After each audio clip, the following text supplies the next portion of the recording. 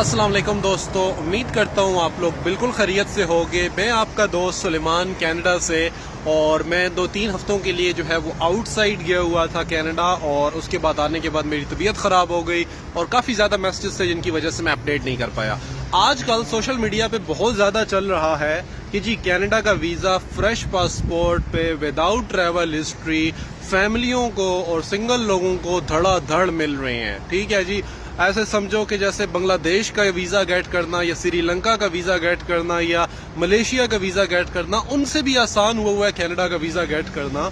और बस जी आपने $185 जो है वो फ़ी पे करनी है, और उसके बाद जितने भी कंसल्टेंट के चार्जेस हैं वो पे करने हैं, और ऐसे समझो कि जी आपका वीज़ा मिल गया। कोई ट्रैवल हिस्ट्री नहीं चाहिए, कोई बैंक बैलेंस नहीं चाहिए, और आपको जो है वो वीज़ा मिल जाएगा। सो मैंने कुछ इस तरह की जाके वीडियोस देखी यूट्यूब पे, और मैंने देखा, और देखने के बाद मुझे हैरानगी हुई लोगों पे कि लोगों ने बड़े उसको लाइक्स किए हुए हैं और बड़े अप्रिशिएट किया हुआ है कि यार ये बंदा तो बहुत ही अच्छे तरीके से सच बोल रहा है। हत्ता कि ये सच नहीं है, ये झूठ है। कनाडा का वीज़ा दुनिया का मुश्किल तरीन वीज़ा है, ठीक है। और मैंने अपनी लाइफ में, मुझे तकरीबन पिछले 6 साल से मैं वीडियोस वगैरह बना रहा हूँ। सैकड़ों लोगों से ज़्यादा लोगों के मैं वीज़ाज लगते हुए, रिजेक्ट होते हुए देख चुका हूँ, और मैंने अपनी लाइफ में अमेरिका का, यूरोप का, यूके का, ऑस्ट्रेलिया का वीज़ा होने के बावजूद कनाडा का वीज़ा रिजेक्ट होते हुए देखा है। मैंने लोगों के $4-4 लाख की बैंक बैलेंस पे वीज़ा रिजेक्ट होते हुए देखा है। मैंने लोगों के अच्छी से अच्छी प्रोफाइल पे वीज़ा रिजेक्ट होते हुए देखा है। तो ये कहना कि जी इस वक्त तो जी बिल्कुल जो है वो क्या कहते हैं फ्रेश पासपोर्ट पे without travel history, without bank balance वीज़े मेरे हैं, मेरे भाई ये झूठ है, इसमें कोई हकीकत नहीं है। हाँ, ये बात सच है कि जहाँ पे पहले 100 में से 10 लोगों को वीज़े मिलते थे, अभी 100 में से 20 लोगों को या 25 लोगों को वीज़ा मिलना शुरू हो गया है। लेकिन इसका ये मतलब नहीं होता कि 100 के 100 बंदों को वीज़ा मिलना शुरू हो जाएगा जी। अगर किसी का कुछ भी नहीं है उसको जो है वो वीज़ा मिलना शुरू हो जाएगा। मेरे भाई कोई करने वाली बात करो यार। और एज अ व्यूअर्स आपका राइट बनता है कि आप खुद थोड़ा सा अकल इस्तेमाल करो कि यार जो इतना बड़ा मुश्किल मुल्क है, ठीक है, आपको पता है कि दुनिया का सबसे ज़्यादा इमिग्रेशन फ्रेंडली कंट्री कनाडा है, वो आपको क्यों वैसे वीज़ा दे देगा?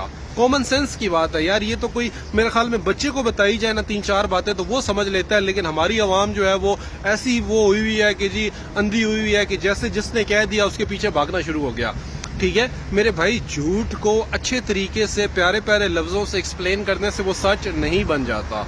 सच ये है, और जो सच कड़वा है, जो कि हो सकता है अभी आपको पसंद ना आए, आपको मेरी बातें पसंद नहीं आएंगी, कोई मसला नहीं है। आप ऐसे कंसल्टेंट के पास जाएं जो आपको कहते हैं कि जी हम आपका फ्रेश पासपोर्ट पे और विदाउट बैंक स्टेटमेंट और विदाउट ट्रैवल हिस्ट्री और विदाउट सब कुछ विदाउट के हम आपका वीज़ा लगवा देते हैं। आप उनके पास जाएं, ठीक है, उनको पैसे दें, उनका जितना भी बनता है बनाएं।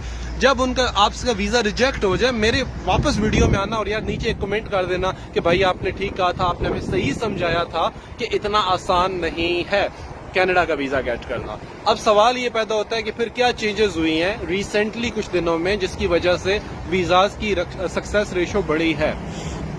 नंबर 1, ट्रैवल हिस्ट्री को इतनी ज़्यादा इंपॉर्टेंस नहीं दे रहे। मीन्स ये कि जिस तरीके से पहले अगर आपके पास अमेरिका का, यूके का, यूरोप का वीज़ा होता था तब ही जाके आपको कनाडा वीज़ा देता था, अदरवाइज आपके लिए इंतहाई मुश्किल हो जाता था। जैसे यूएई है, सऊदी है, कुवैत है, लाइक छोटे कंट्रीज़ की ट्रैवल हिस्ट्री है तो उस पर आसानी से नहीं मिलता था, लेकिन अभी उस पर मिलना शुरू हो गया है। हम मान लेते हैं कि ट्रैवल हिस्ट्री के अलावा भी मिल सकता है, लेकिन आपकी स्ट्रॉन्ग बैंक बैलेंस होना चाहिए, आपका स्ट्रॉन्ग पर्पस ऑफ विजिट होना चाहिए, आपके स्ट्रॉन्ग बाकी सारे डॉक्यूमेंट्स होने चाहिए, तब जाके मिलेगा।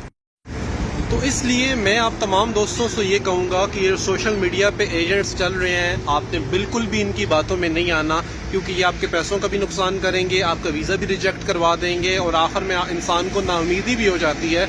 क्योंकि जब एक दफ़ा इंसान बहुत ज़्यादा एक्साइटमेंट होता है कि जी मैं वीज़ा अप्लाई कर रहा हूँ, लेकिन जब वीज़ा रिजेक्ट हो जाता है इंसान नाउमीद हो जाता है। तो ये सारी चीज़ें इंसान को मिलती हैं। اس لیے اپنے کیس کو اچھے طریقے سے تیار کرنے کی ضرورت ہے, اپنا سورس آف انکم اچھا بنانے کی ضرورت ہے, اپنا بینک بیلنس اچھا بنانے کی ضرورت ہے, اپنا جو ہے وہ ٹائز اچھے بنانے کی ضرورت ہے. اور اس کے لیے آپ کسی پروفیشنل کو کانٹیکٹ کر سکتے ہیں جس سے اپنا کیس آپ ڈسکس کروائیں, اور ڈسکس کروانے کے بعد جو ہے وہ آپ اس سے اوور ویو لیں کہ بھائی اس پہ ویزا اپلائی کرنا چاہیے یا نہیں. تو آئی ہوپ کہ میری یہ جو چھوٹی سی ویڈیو ہے یہ آپ کو تھوڑا سا سچائی والا رخ دکھائے گی, تھوڑا سا کوئن کا دوسرا سائڈ دکھائے گی جو باقی کنسلٹنٹ بات نہیں کر رہے, کیونکہ اس میں ان کا فائدہ ہے نا. اگر وہ بولتے ہیں کہ جی آپ کو فریش پاسپورٹ پہ ویزا چاہیے تو اس کا مطلب ہے 100 میں سے 90 لوگ اپلائی کر سکتے ہیں.